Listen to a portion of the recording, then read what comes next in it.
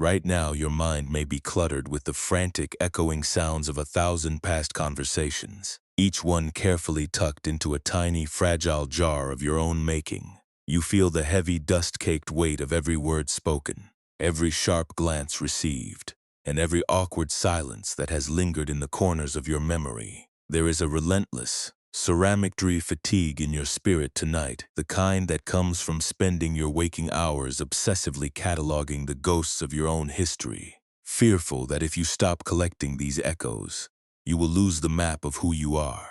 The room around you might feel stiflingly full, not with furniture or light, but with the phantom resonance of yesterday, and perhaps the faint, dry scent of river clay or old, forgotten storage shelves lingers in the air of your imagination. You are tired, dear friend, not because you have lived too much, but because you are trying to carry the entirety of your past in vessels that were never meant to hold anything more than the present moment. It is an exhausting way to exist, trying to preserve the reverberations of your life as if they were solid gold. You carry this collection not because you are flawed, but because you have been taught that your identity is constructed by the sum of everything you have gathered and stored.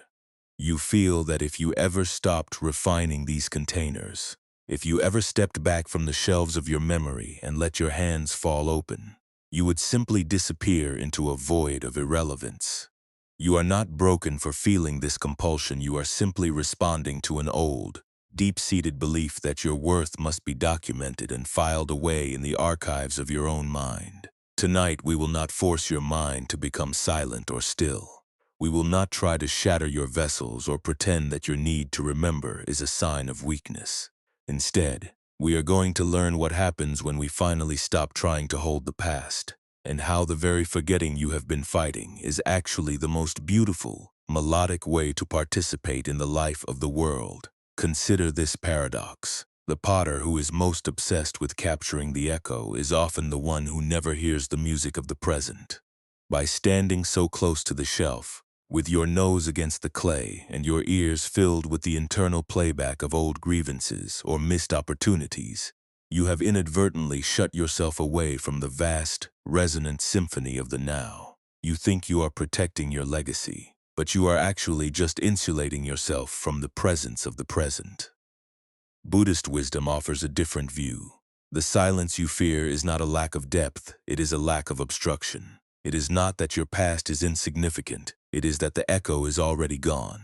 And it is only when you stop trying to be the curator, trying to force the reverberations into clay, that you can finally hear the song that has been waiting for you to join it. Peace is not found by building a library of sounds, it is found by recognizing that you are the space in which the sound arrives, and that sounds are meant to fade, not to be caught in jars. Dear friend, you are safe enough to soften right now. You do not have to carry the inventory of your yesterdays into the quiet of this night. There is no requirement for you to justify your existence or to demonstrate your history to the shadows of this room. You are allowed to be exactly as you are, a traveler who has been hoarding memories for long enough, a soul that is finally realizing it doesn't need to be a museum of its own life to be profoundly, beautifully real. Nothing is required of you here. There is no vessel waiting for your storage and no deadline pressing against the back of your neck. You can simply let the weight of those clay catchers slip from your grip and rest in the cool, dark sediment of the present moment. Take a slow, natural breath, and as you release it, feel the tension in your fingers beginning to loosen, just a little, like the neck of a clay pot that has been fired too hard and is finally being allowed to return to its natural, unformed state. You do not have to shatter your past. You can just notice the places where you have been bracing against the potential of being empty. Maybe your wrists have been locked, or your throat has been tight, preparing to catalog every interaction into a tidy, pressurized container. As you inhale again, invite a gentle, slow expansion, a way of allowing your body to inhabit the space it is currently in, without the need to calculate the value of your memories. You are in a sanctuary now, a place where the air is still and the shelves are empty, and the world is far away from the demand to be a historian. You might notice that as you stop collecting, a feeling of losing yourself rises. That is perfectly natural. For so long, the act of ruminating has been your occupation, your identity, and your sense of stability, it feels strange to be standing in a deep, quiet cave, exposed to the wide, indifferent silence of the dark. Do not be afraid of that initial feeling of being untalogued or hollow. That is not a lack of value, that is the return of your own capacity to receive the world. You have been living among the jars because you feared that without them, you would not exist, but deep down, that capacity to be empty is where your life's true texture finally lives. You are not losing your substance by setting down the vessel, you are finally beginning to listen. If it feels right, let your eyes drift shut, if they have not done so already. Feel the way the surface beneath you welcomes your weight, holding you as firmly as the earth holds the mountain. There is no need to be an archivist right now. There is no cabinet you must organize and no record you must update before the sun rises. You are simply a person resting in the dark, and your worth is not tied to your capacity to replay the past. It is tied to your willingness to exist, to breathe, and to inhabit this moment without the frantic ceramic crafting of your own mind. In a short while, we will enter the story of a potter who spent his life trying to capture every sound in the valley, only to find that the silence taught him more than the noise ever could. We will see how his understanding shifted when he stopped trying to command the echoes and started listening to the resonance within the room. But for now, simply notice the sensation of your heart beating in the silence. It is a soft, steady rhythm, like the distant drip of a hidden spring. It doesn't need your interference. It doesn't need to be louder or more constant. It is already doing its work, and so are you. Everything you have worried about tonight, every word you have tried to store, can wait until tomorrow. You are safe here, and you are finally invited to stop the firing of your own mind. You can just be the listener, resting in the temple of the night, waiting for nothing, needing nothing, and perfectly content in the wide, resonant dark. High in the northern reaches of a valley that remained perpetually cloaked in a cool silver mist, there lived a potter named Alara. Her workshop was a cavernous, subterranean space carved directly into the mountain's base, and it was filled, wall to wall, with thousands of small hand-formed clay jars. These were not vessels for grain, water, or oil. Alara was a collector of echoes. She believed that every word spoken in anger, every moment of sharp regret, and every fragment of a forgotten promise possessed a weight that needed to be preserved. She crafted her jars with meticulous care, their mouths narrow and their walls thick, each designed to capture a specific sound from the valley and seal it inside forever. The cave was a place of oppressive, vibrating density.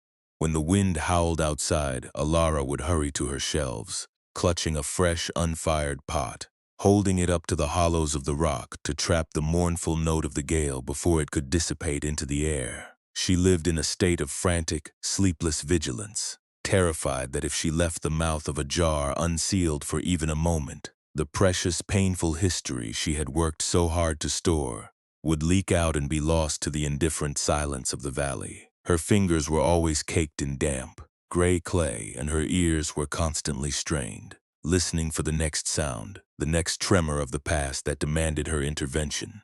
She did not eat until her hunger was a dull ache, and she did not sleep, for she feared that in the absence of her presence, the jars would crack, or the sounds would somehow evaporate. She lived in a labyrinth of her own making, a dense, claustrophobic archive of sighs, whispers, and harsh words that she had gathered over decades. Every time she felt a pang of loneliness, she would rush to a shelf, pull down a jar she had filled years ago, and press her ear against the cold ceramic, straining to hear the echo of a conversation that had long since lost its context. It was a life of ghosts preserved in grit and earth, a cycle of hoarding the past that kept her perpetually anchored in a state of exhaustion. One drizzly afternoon, a traveler arrived at the cave's mouth. He was an elderly man, his robes the color of lichen, and he walked with the slow, deliberate grace of someone who had long ago ceased to be in a hurry. He carried no bags, no tools, and nothing that could be stored. He stood in the entryway, looking into the dim, crowded space where Alara was currently obsessing over a jar meant to catch the sound of a distant, dying storm. He stood there for a long time, watching her movements, the nervous twitch of her hands, the way she scanned the shelves, as if checking on prisoners, the sheer, frantic energy she poured into her labor. Alara finally looked up, her brow furrowed with irritation. Do not come in further, she snapped. You will disturb the air. You will dilute the echoes. The man smiled, a slow, patient movement that seemed to soften the very atmosphere of the cave. I am thirsty, he said, his voice as calm as still water. I have heard that the potter of the valley holds the secrets of the past in her hands. May I have a drink from one of your vessels? Alara scoffed, wiping her clay-stained palms on her apron. These are not for water. They are for history. They are for the sounds that must not be forgotten. If I were to pour water into them, the echoes would drown. The sounds would be ruined. The man nodded unfazed. He stepped into the room, his movements silent against the damp floor. He walked to a shelf near the back, where a jar Alara had filled during a particularly bitter winter stood, its clay cracked and dark. Without a word, he reached out and gently tipped the vessel over. Alara shrieked, a sound that seemed to shatter the thin stillness of the cave. She scrambled forward, trying to catch the jar, but the man had already placed it back on the shelf, tilted sideways so its contents were exposed to the open air. There was no sound. There was no rush of wind or whisper of voices. There was only the quiet, unremarkable sound of the room's air circulating. The echo is gone, the man said, gesturing to the empty vessel. The jar is broken, but the mountain did not fall. The valley did not lose its memory. Tell me, Potter, where did that sound go? Alara stared at the jar, her breathing shallow and jagged. She felt a sudden, terrifying vertigo, as if the floor of her cave were turning to mist. It was lost, she whispered, her voice trembling.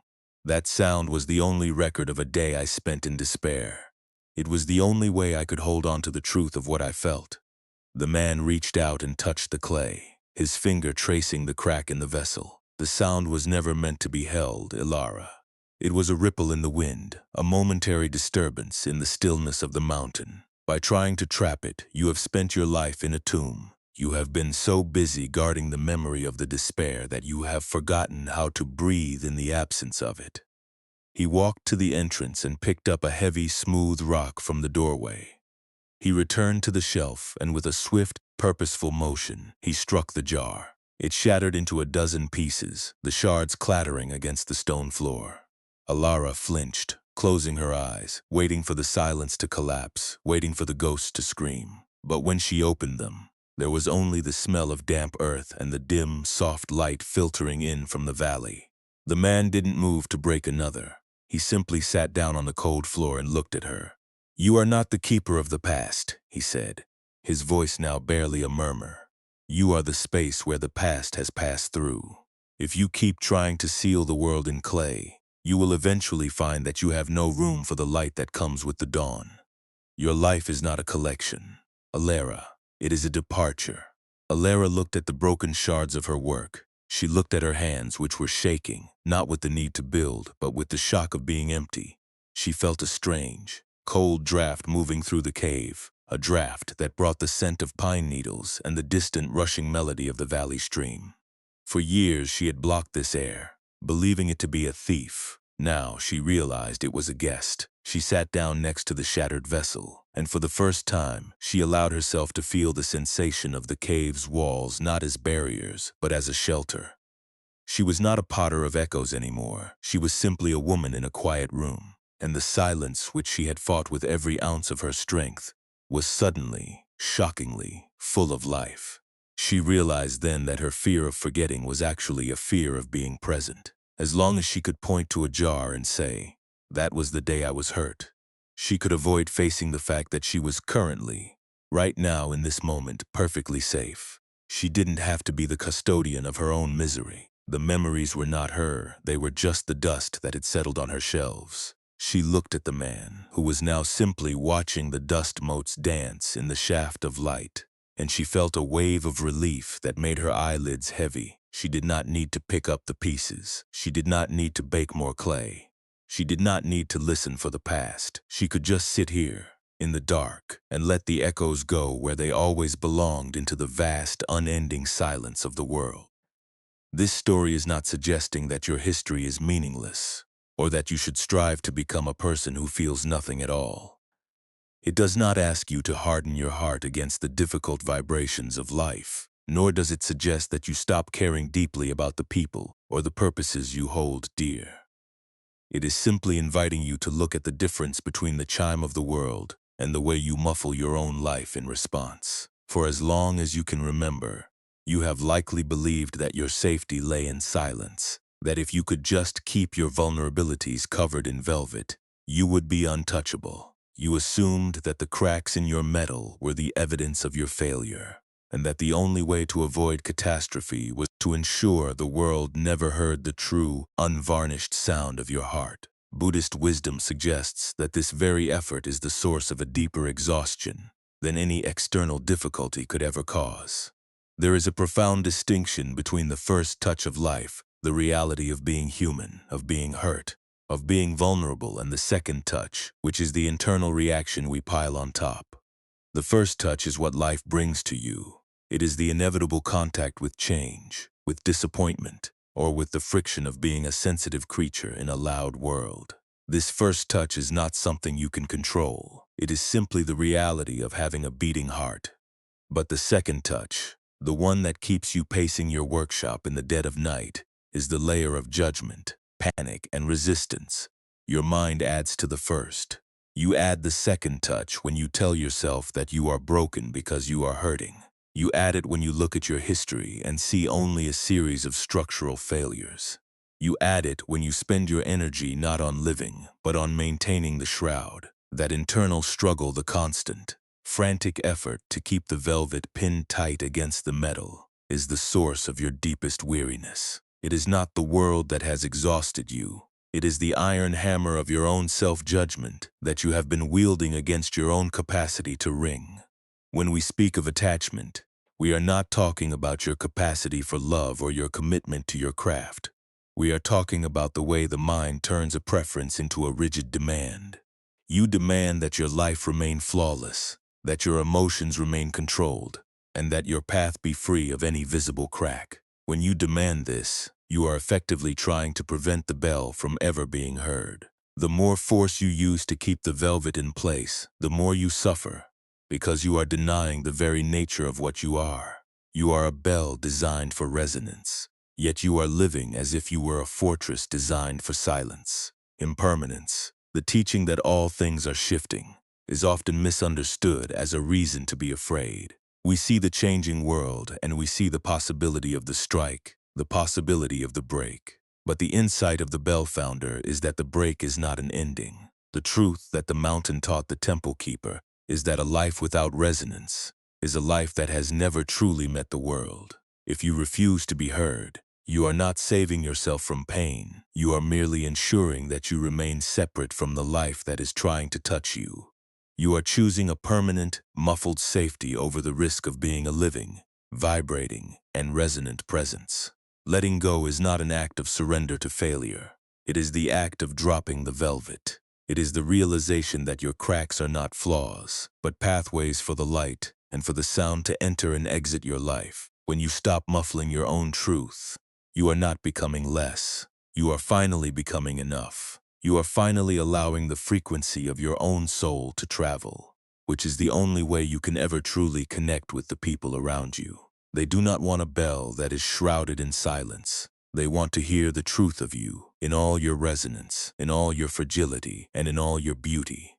Mindfulness is simply the ability to notice the hammer in your hand. It is the gentle awareness that says, "Ah, I am reaching for the velvet again. I am preparing to hide myself from the world because I am afraid of the sound." You do not need to scold yourself for that impulse. You do not need to turn that realization into another reason to feel ashamed. You only need to notice it. You only need to see that you are holding a tool meant for protection that has instead become an instrument of your own silencing. Awareness gives you the space to set that tool down, just as Soren finally rested his hand against the cold, dark iron, knowing he did not have to strike until the time was right. Compassion, in this light, is the tenderness you show toward your own history. It is the ability to look at your fractures, the moments where life has struck you, the places where you have been bent, the times you felt you had to hide, and to see them as the history of a vessel that has survived. You don't have to pretend you were never hurt. You don't have to act as if the metal is pristine. You only need to recognize that your history is the very thing that gives your voice its unique texture its depth, and its capacity to offer comfort to others. You have spent so much energy trying to be the perfect version of yourself, believing that if you were just solid and soundless, you would be worthy of peace. But the peace you are looking for is not found in the absence of cracks. It is found in the ability to ring out into the open air without needing to know exactly how the world will respond. You don't have to be the strongest thing on the mountain. You don't have to be a fortress that never yields. You only have to be a bell that is finally willing to let the shroud fall away, trusting that if you are struck, the sound that emerges will be the honest truth of who you are. And that truth is more than enough. Think of the silence that has filled your life, not the peaceful, restorative silence of a deep rest, but the tense, guarded silence of a life being held back. You have been waiting for someone else to pull the velvet away, waiting for a permission that can only ever come from your own hand. You have been afraid that the sound you make would be ugly, or disruptive, or that it would reveal your emptiness. But the emptiness you fear is actually the space where the sound lives. It is the hollow center that gives the bell its voice. You are not empty, you are open. And that openness is the doorway to everything you have been looking for. You don't need to strike the bell tonight. You don't need to announce yourself to the world or prove your resonance to anyone. That is a task for another time, in another light. Tonight the task is much smaller and much more profound. It is simply the task of allowing the velvet to hang loose. It is the task of feeling the cool, quiet air against the metal of your own being, knowing that you are safe in this state of exposure. You are not required to do anything. You are not required to be anything. You are simply a bell, resting in the temple of the night, existing without the need to perform. Notice how the room feels as you contemplate this. The edges of your concern are softening, becoming less like sharp iron and more like the gentle, fading vibration of a hum. You have held your breath for so long, trying to keep the silence perfect, that you may have forgotten how good it feels to simply let the air move in and out of your body. You are not losing your substance by relaxing. You are finally letting your substance settle into its own natural, comfortable form. You are not a structure that needs to be defended. You are a presence that is allowed to simply occupy this space, supported by the floor, held by the quiet, and warmed by the slow, steady rhythm of your own heart. We are preparing to go deeper, into the way this silence can be transformed into a practice. But for now, just stay here. Stay in the realization that you are already resonant, even in your silence. You are already whole, even in your fractures. You are already enough, even before the bell is struck. Let the weight of the protection you've carried slide away, leaving you light, leaving you open, and leaving you perfectly at ease in the presence of your own quiet truth. You have spent your life trying to hold the world at bay, but the world is not your enemy. It is the audience for your own unique sound, and it has been waiting, with a patience you can finally share, for you to be ready to simply be heard. Now, let us invite the essence of this wisdom into the quiet sanctuary of your own mind. There is no requirement for you to change your posture or adjust your breathing to meet some ideal standard. Simply allow yourself to exist exactly as you are, resting in the space you have carved out for yourself tonight. We are not seeking to empty your consciousness or to drive away the thoughts that have been weaving through your inner landscape all day. Instead, we are practicing a more gentle art, the art of observing the empty shelf without becoming the archivist itself.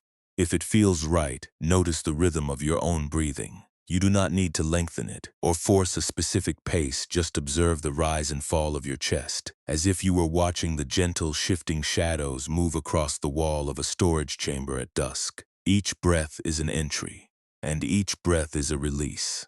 You might feel the weight of your body settling deeper into the surface beneath you, a signal that your muscles are beginning to understand the invitation to pause. Your jaw, often held tight by the effort of managing the inventory of your own life, can unhinge just a fraction. Your shoulders, which carry the invisible burden of the potter's intensity, can drift toward the surface of the bed, no longer tasked with shaping clay or sealing lids. Bring your attention to the memories or worries that feel most urgent, the ones that tug at you with the need to be preserved, analyzed, or categorized. Perhaps it is a conversation that repeats in your mind like a looped record, A plan for the coming week that feels like a weight or a flicker of regret about something already finished. Do not try to push these thoughts away, for to push is to struggle, and we are learning to loosen our hold. Simply notice them. Give them a name if you like, perhaps the need to archive or the fear of losing the past.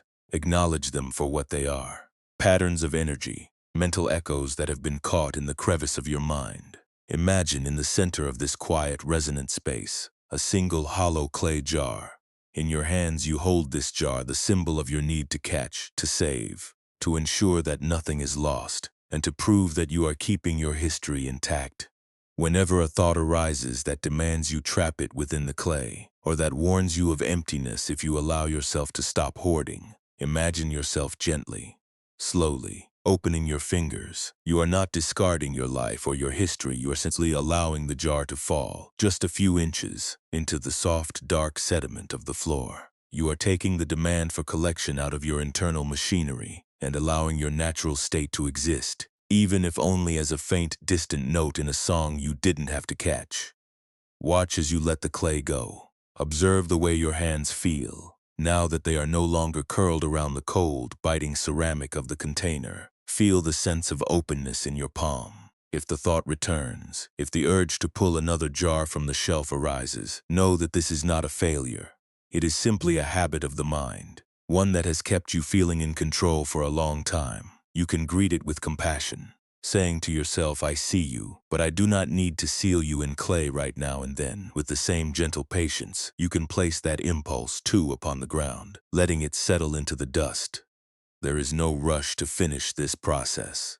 The room is vast, and it can hold every concern, every memory, and every worry you have brought with you into the night. You are not abandoning your life. You are simply creating a space where the thoughts can rest, and where you can rest alongside them.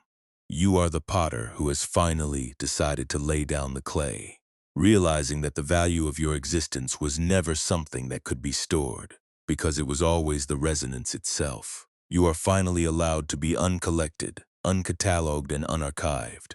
As you continue to breathe, notice the physical sensation of letting the jar stay on the ground.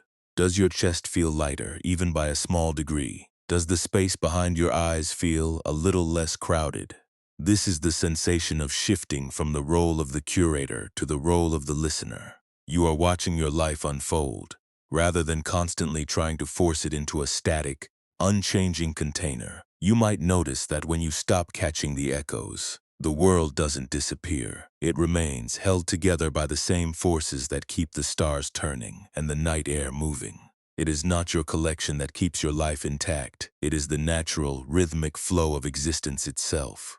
If the mind begins to spin, if you feel the old, familiar pull of the need to archive with the heavy, brittle weight of your memory, simply return to the feeling of your breath. Let the breath be the anchor that reminds you that you are here, in this room, in this moment, and that this moment does not require a single jar.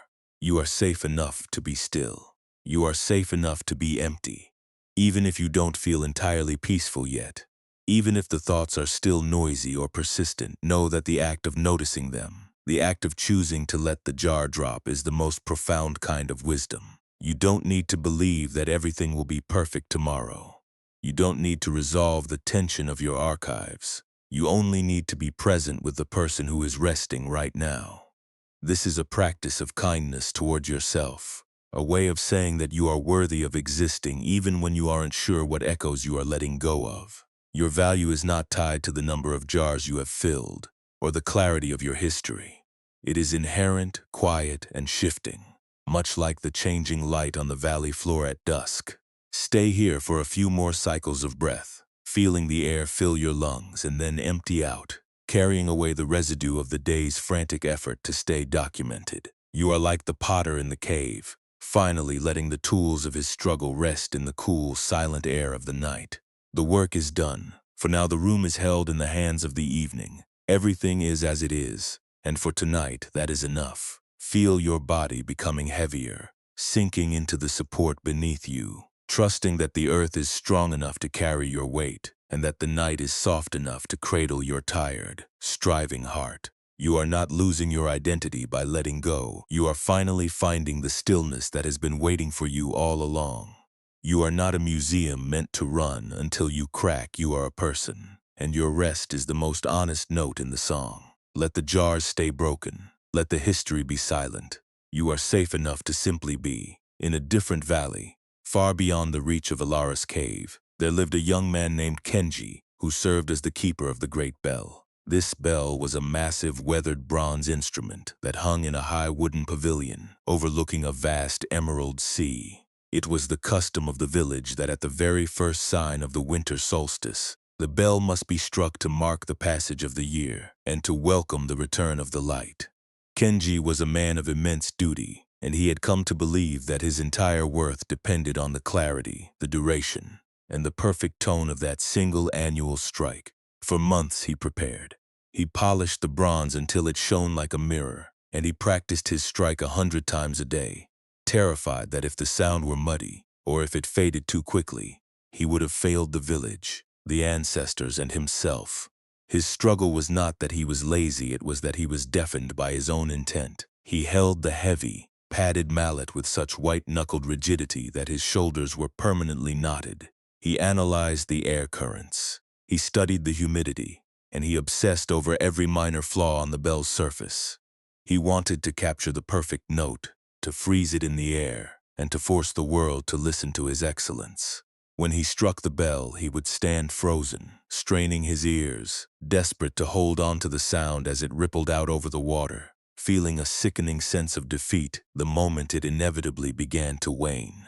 He felt he was falling behind, that his life was a sequence of missed notes, and that he had to be the one to master the vibration before the winter truly settled in. One morning, the master of the ridge, a woman named Hannah, who lived in a small hut near the summit, climbed down to the pavilion. She found Kenji pacing in circles, his mallet clutched to his chest, his eyes bloodshot from days of sleepless calculation. He was muttering about the wind's velocity and the density of the bronze, his entire nervous system wired into a state of acute, sharp-edged panic. Hannah watched him for a long time, her own presence as still and unobtrusive as the mist that often clung to the ridge. "Kenji," she said, her voice cutting through his frantic monologue like a clear, cool stream. "The bell is not a prisoner. Why do you hold your breath when you strike it?" Kenji stumbled, almost dropping his mallet. "If I don't hold my breath, I lose my focus. If I lose my focus, the strike will be uneven. If the strike is uneven, the village will suffer for the coming year. I am responsible for the resonance." Hannah walked over to the bell and placed her palm against the cold metal. She didn't look at him. She looked out toward the horizon where the sun was beginning to break through the clouds. "You are trying to catch the sound, aren't you? You want to be the one who owns the echo. It is my job," Kenji defended, though his voice cracked. "It is the only way to ensure the transition is marked with dignity." Hannah nodded, but she gestured for him to put the mallet down. "Go to the far point of the ridge, to the place where the sea meets the cliffs. There is a small stone there, and on it a single drop of morning dew. I want you to go, catch that drop of water, and bring it back to me. If you can bring it back without losing a single fraction of its weight, I will tell you how to strike the bell so that it rings forever." Kenji was confused, but he was so desperate for an answer that he took off running. He climbed the treacherous path to the ridge, his heart pounding, his mind already calculating the best way to cup his hands, the best way to shield the water from the wind. He reached the point where the sea spray chilled the air, and there, on a flat, gray stone, sat a single crystalline drop of dew, glowing with the early light. He moved with the precision of a surgeon. He cupped his hands. He moved with agonizing slowness, and he finally managed to lift the tiny sphere of water. But as he turned to run back, the wind shifted. A sudden gust caught the moisture on his skin. The warmth of his own palm began to evaporate the water, and within seconds his hands were dry. He stood there, staring at his empty, shaking palms, his chest heaving. He tried again. He found another drop, but it shattered against his skin the moment he tried to close his fingers. He stayed there for hours, trying to hold the water, trying to force the drop to stay, trying to be the master of the fluid. Finally, he fell to his knees, his hands empty, his spirit broken. He returned to the pavilion as the sun was beginning to sink. His head hung low, his pride utterly gone. Hannah was waiting, sitting on the floor of the pavilion. She didn't look surprised. "I couldn't do it," Kenji whispered, the shame tasting like ash in his mouth. "The water is meant to flow, not to be held. I kept trying to capture it, but the more I tried, the faster it disappeared." "And yet," Hannah said softly, "the dew was there. It was real. It existed for a moment. And its beauty was that it was a part of the morning." "Why did you think the sound of the bell was any different?" Kenji sat back, the mallet still sitting on the floor where he had left it. He looked at the great bell, vast, ancient, and patient. He realized that for all his years of striving, he had been trying to turn a living, breathing vibration into a static artifact. He had been so worried about the note fading that he had ignored the fact that it had actually occurred. He looked at his own hands, red and calloused from his struggle, and he finally let them rest on his knees. He didn't magically become a master. He didn't suddenly possess the secret to a 1,000-year ring. But the next morning, when he approached the bell, he did something he had never done. He didn't check the humidity. He didn't calculate the angle of the wind. He stood before the bronze. He took one slow, deep breath, and he felt the air move through his own lungs. He listened, not for a fault, but for the presence of the bell itself. And when he struck, he didn't try to hold the sound. He didn't try to grab the echo. He let the note launch itself into the world, and he stood there watching it fade, realizing that the fading was not a tragedy. The fading was the sound's way of returning to the silence, of completing its journey, of being exactly what it was meant to be. He still felt the urge to control. He still sometimes found himself tightening his grip, worrying about the village, feeling the old, familiar weight of responsibility. But now, when that happened, he would remember the dew. He would look at his empty hands. He would take that one, slow breath, and he would remind himself that his job was not to own the resonance, but to be the one who enabled it. He found that when he stopped trying to be the owner of the strike, the bell sounded clearer, deeper, and more honest than it ever had when he was trying to force it. He stopped looking for perfection and started looking for the truth of the note as it lived and died in the air. He was a keeper of the bell, not a jailer of the sound. And in that small, quiet shift, the fear that had defined his life began to lose its jagged edge. He was finally simply a person standing on a ridge doing his work and letting the world happen, one vibration at a time. The way Kenji stood before the bronze, trying to capture the sound with his very presence, mirrors the architecture of our own suffering.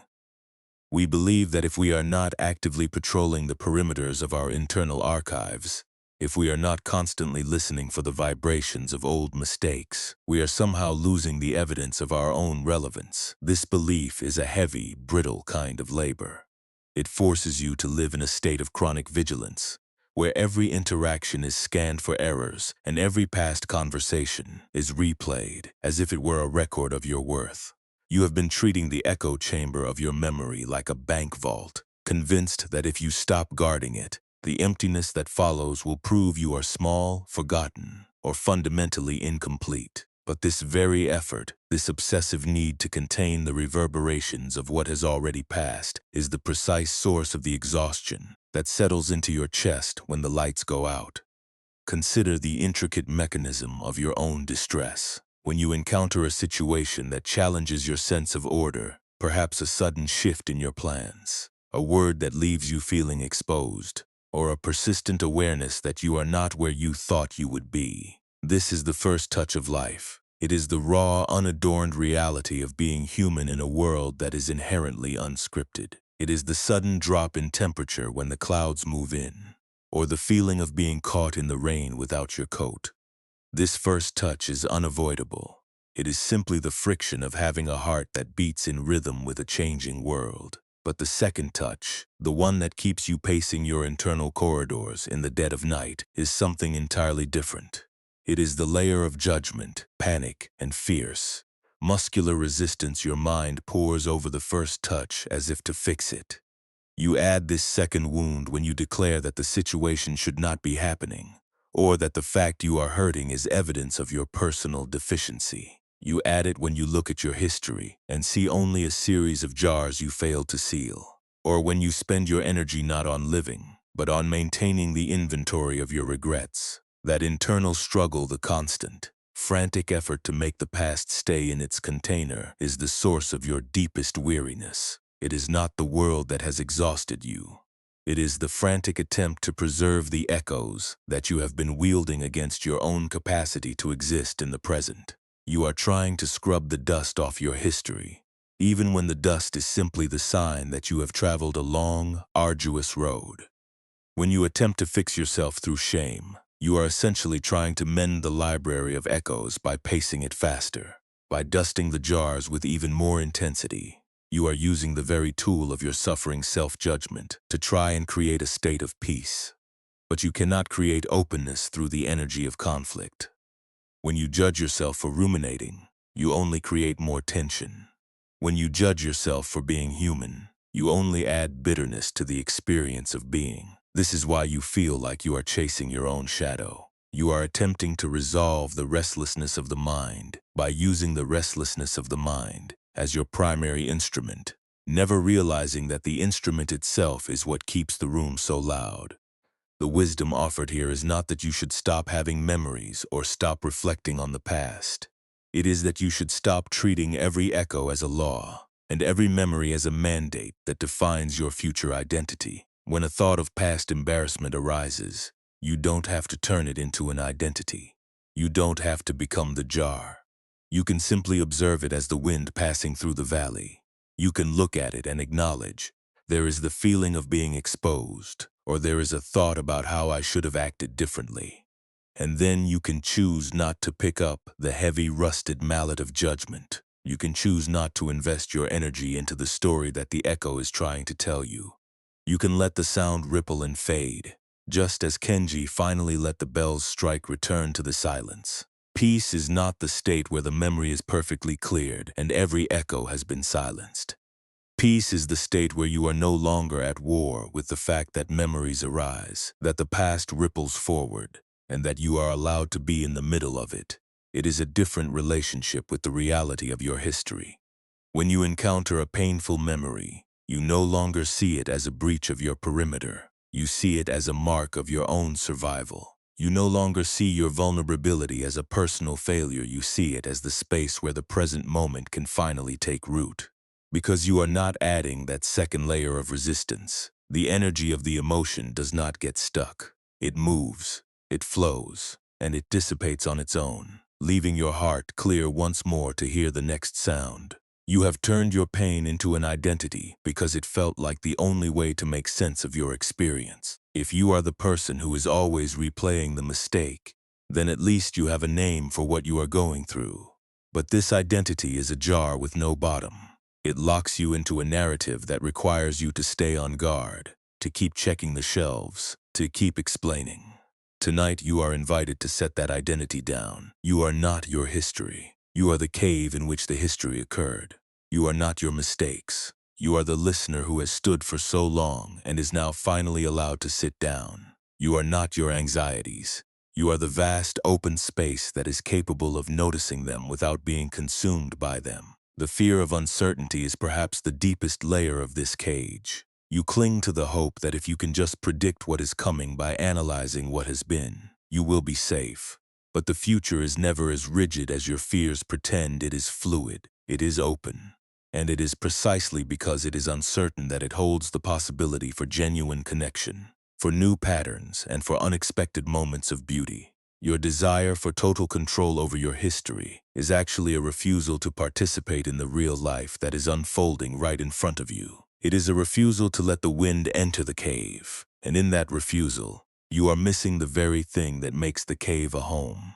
When you notice yourself rehearsing the past or the future, gently ask yourself, am I trying to solve a problem that exists right now, or am I trying to control a possibility that hasn't happened? Most often, you will find that you are agonizing over a narrative that exists only in your mind. You are trying to seal a jar that has already been broken by returning your attention to the simple, physical reality of your breath or the feeling of your body against the bed. You are stepping out of the loop of rumination and back into the sanctuary of the present. You are allowed to be unfinished. You are allowed to be uncertain. You are allowed to be a person who is still learning how to let the echoes pass. There is no requirement for you to be a finished, perfectly bounded library by the time the sun rises. You are exactly where you need to be, which is in the middle of a process of transformation. The fact that you can recognize your own tendency to hold on, the fact that you can witness the second touch as it begins to form, this is evidence of your awakening. Compassion is the bridge that takes you from the second wound back to yourself. It is the ability to look at the tired, ruminating, and worried parts of you and offer them the same grace you would offer a traveler who has been carrying a broken instrument for miles. You don't tell the traveler they are a failure for being exhausted. You help them set the instrument down so they can finally rest their hands. You can do the same for yourself. You can place your hand on your heart and acknowledge, this is difficult. I am tired of trying to defend my collection, and it is okay to let the jars remain empty for tonight. This is not giving up. This is wisdom. This is the recognition that your strength was never found in the number of memories you could hoard, but in the honesty of your open heart. As you lie here, feel the space around you. Notice how the room holds you, how the darkness does not ask anything of you, and how the silence is not a void but a container for your rest. You have spent your energy trying to construct a safety that can never exist in the way you imagined. The true safety is in the realization that you do not need to hold the echoes together. The echoes are held by the universe, by the time, and by the natural unfolding rhythm of the world itself. You are part of that whole, and you are finally mercifully invited to simply rest as a participant rather than a curator. You can stop fixing, you can stop storing, you can finally just be. The discipline of setting down the jar, of realizing that the sound you have been trying to trap is already part of the wind, is not a practice reserved for the high, echoing caves where Alara labored. It is a vital, breathing art that belongs to the rush and the noise of your ordinary, modern days. You may notice that the urge to reach for a new vessel to capture an interaction, to bottle a mistake, or to archive a conversation so that you can analyze it, for hidden meanings, arises most acutely in the small, seemingly mundane moments of your life. It appears when the screen of your phone glows in the dark, while you wait for a text that feels like a verdict on your worth, or when you lie awake at night, the silence of your room magnifying every awkward phrase from the day, compelling you to store it again, as if by replaying the echo you could somehow change the tone of the voice that spoke it. In these instances, you are not failing to be awake or aware. You are simply encountering the rugged, steep, and shadowed terrain of your own existence. When you find yourself lying awake at night, the silence of your room magnifying every thought of the day's perceived errors, notice the way your mind immediately looks for the clay. You feel the need to seal, to catalog, to justify, or to disappear behind a wall of explanations. But this is where the wisdom of the cave becomes your most practical companion. You do not have to craft a new container. You do not have to resolve the tension or force a state of calm. You can simply be the potter who has decided to step away from the shelf. You can acknowledge the hum of the rumination without needing to turn it into a jar that alerts the rest of your nervous system to a danger that isn't present.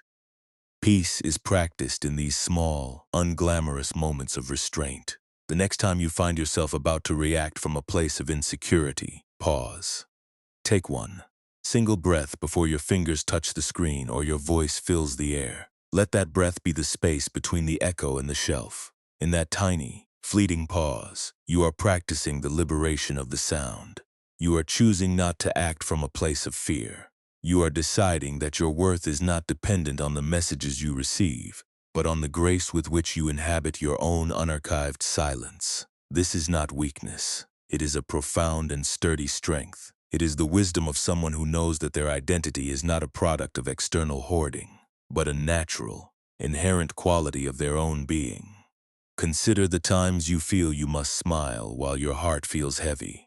The times you perform strength because you are terrified that the cracks in your library might be visible. We are taught that to be together is to be seamless and perfectly maintained, with every memory categorized and every sound kept in its place. But look at the river-washed stones, or the way the valley changes its hue as the sun crosses the horizon. They do not hide their history, they inhabit it. They celebrate the texture of time. You can live your life with this same openness. You can care deeply about your relationships, your work, and your future without needing to trap every interaction in a container of anxiety. You can be dedicated to your craft without treating every minor error like the end of your entire world. When you stop trying to keep your life looking like a perfectly curated archive, you finally discover that your ability to connect with others increases because you are finally showing up as a person, not as a performance. The guilt that often arises when you try to rest the nagging voice that insists you haven't earned your stillness is just another layer of the ceramic armor you have worn for years. You believe that if you aren't busy catching the echoes, you are somehow less than. But you are not a potter meant to work until you crack. You are a human being, and your rest is as much a part of your unfolding as your action. When you lie down at the end of a long day, you are not failing to be productive. You are honoring the need for the room to catch the evening stillness. You are allowing the tension to dissipate naturally. You can rest without a justification. You can exist without a scorecard. You can be silent without being ashamed of the space you occupy. Not every thought that enters your mind deserves an audience. Not every feeling that brushes against your heart is a command that you must follow. When you feel the familiar pull of self-criticism, imagine that it is a small, passing echo, a minor tremor in the valley that does not need to be amplified by your own frantic attention. You can let it stir and fade. You can watch it move through the air, like the wind moving through the trees, without needing to rush for a jar to keep the reality out. By not feeding the judgment, you are saving your energy for the things that actually matter. You are saving your presence for the people and the passions that deserve your most authentic, unbottled self. This modern life is not a trap designed to keep you in a state of performance. It is a vast, resonant valley, much like the one where the master of the ridge lived, where the light will always shift, the wind will always blow, and the unexpected will always arrive. You cannot scrub away the realities of being human. You cannot force the world to be a perfectly clean, quiet storage room, but you can change your relationship to the elements. You can move from the exhausted, rigid archivist fighting the drift to the person who realizes the valley is meant to hold the music, not the containers. You can meet your life with a softness that is not brittle, with a patience that is not resigned, and with a courage that finally allows you to be simply present.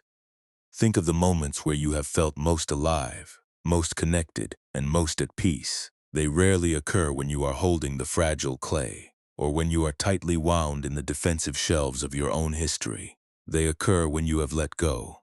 They occur in the small, unguarded moments, a laugh shared with a friend, a quiet walk in the evening air, the act of sitting with a piece of work, and being content with the progress you have made, however imperfect it might be. These are the moments of your true nature. They are the times when you have finally stopped the collecting and started the participation. As you look toward the morning, remind yourself that you do not need to arrive with a new, flawless inventory. You do not need to present a version of yourself that has been polished until it is unrecognizably smooth. You can arrive exactly as you are, a person with a history, a soul with a depth, and a spirit that has finally learned how to trust the song. The world needs the presence that only you can offer, and that presence is only possible when you are willing to exist without the jars. You are not a museum that needs to be defended.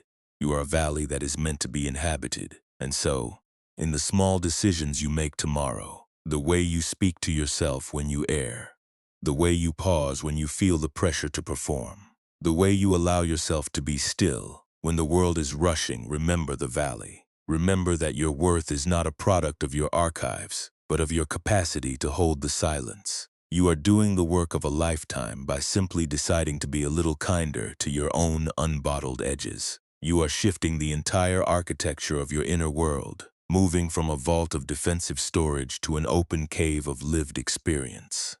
Every time you choose to leave the shelf empty, you are inviting the world to meet you. And every time you choose to listen to the rhythm of your own heart rather than the loop of your mind, you are finally coming home to the one who has been waiting for this moment of grace all along. You have everything you need, and you have always been enough to be here. The stillness is not a danger anymore. It is the space where your life is finally permitted to bloom. And in the quiet of this night, as you let go of the last of the clay, you can feel the entire structure of your being loosening, deepening, and coming to rest. Finally free from the need to catch, finally free from the need to store, finally free to just be the vast, peaceful echo of your own existence, opening out into the great, welcoming dark. The labor of the curator is finally finished. For years you have stood within the damp, cavernous shelves of your own memory, the clay-stained weight of every past word clinging to your palms, the rhythm of the collection defining the map of your days. But feel your hands now, lying open and motionless upon the fabric of your bed. They are empty, and in that emptiness there is no failure, only a profound, long-awaited quiet. You do not need to trap the echoes of yesterday in fragile jars of earth. You do not need to measure the volume of your own history. You have set the heavy, cracked vessels aside, letting them slip from your grip into the deep, dark floor of the cave, and the sound they made, that final delicate shattering, has been swallowed by the vast open silence of the valley. The air in this room is deepening, cooling, and settling around you like the silver mist that fills the northern reaches at the very end of the day. It is no longer a storage chamber where you must prove your remembrance, your precision, or your capacity to hold the past. It is a refuge, a sheltered stretch of the mountain floor where you have been granted permission to stop the gathering. The shelves remain, ancient and indifferent, but they no longer demand your labor. The jars you spent so much time crafting are darkening in the dim light, softening back into the natural, shifting stillness of the mountain. And you are finally free from the need to make your mind a museum that refuses to release what has already passed. As you drift toward the edge of sleep, let the image of the pottery shelves dissolve into the velvet dark. Imagine the moonlight tracing the contours of the cave, not as outlines to be filled, but as spaces to be breathed. The tension of your collecting is thinning. The rhythm of your breathing is the only rhythm that matters now, steady and unforced, a gentle tide rising and falling in the deep. Everything you were trying to preserve, every echo you were afraid would evaporate into the valley air, is held in the infinite, patient memory of the mountain itself. You are not a vessel that needs to be sealed. You are a traveler who has found the cave floor, and the horizon does not require you to hold your place until the morning. Your breath is becoming a slow, effortless hum, drawing you further away from the need to categorize, to store, or to replay. With every quiet exhalation, you are releasing the final remnants of that brittle, clay-dusted identity, letting it slip away into the soft, dark earth. Your muscles, which were once coiled for the catch, are unraveling into the comfort of the linens. You are becoming as open as the valley, as ancient as the mist, and as unburdened as the sound that wanders the ridges, needing nothing, owning nothing, and perfectly at peace in the resonance of the void. There is nothing left to archive. There is no conversation that must be revisited before you close your eyes. Even if the memories of the jars come to visit, even if there are places where your hands still feel the phantom ache of the clay, know that these are not signs of your deficiency. They are the marks of a human who has spent a long, long time trying to be more than a passing echo. You have done enough by simply being present. You are allowed to be empty. You are allowed to be unrecorded by the clay, for you are held by the silence. Let the sounds of the night, the gentle rustle of the curtains, the soft, distant settling of the world be the only music in your sanctuary.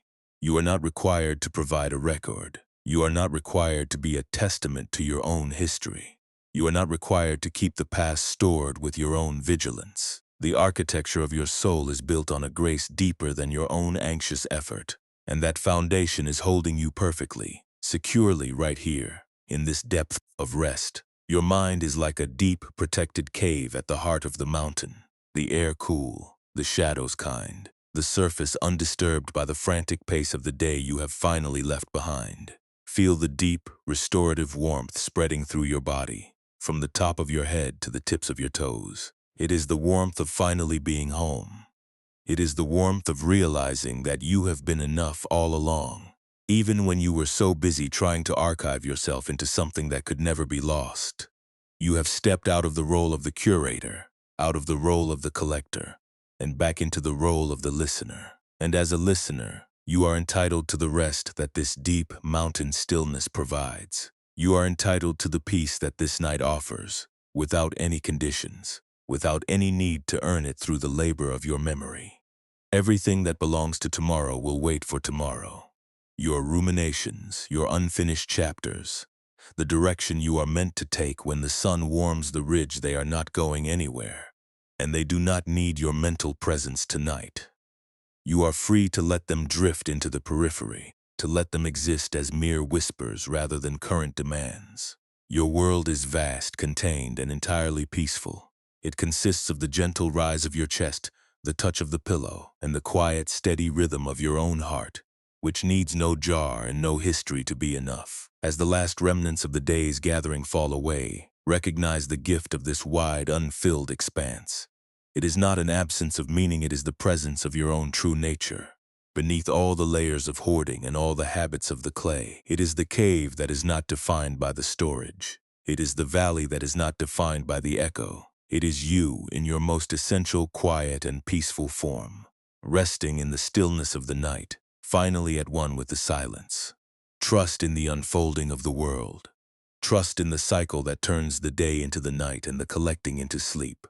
You are part of that great, unhurried rhythm, and you are exactly where the mountain has placed you. The jars are broken, the shelves are empty, the cave is still, and it waits in the moonlight, perfectly complete in its own beautiful, shifting, and honest way. And what if the quiet you were trying so desperately to fill with the weight of your past was already the very home you were searching for, waiting only for you to let the vessels shatter so you could finally dwell in the space they occupied?